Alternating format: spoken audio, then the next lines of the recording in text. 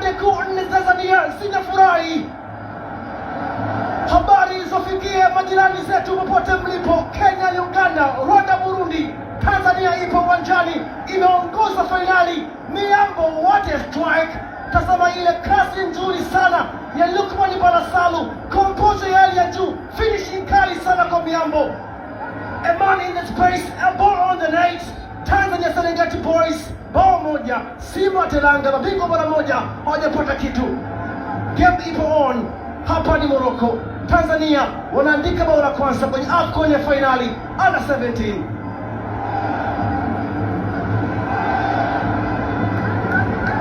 Shughuli imeanza mapema mno.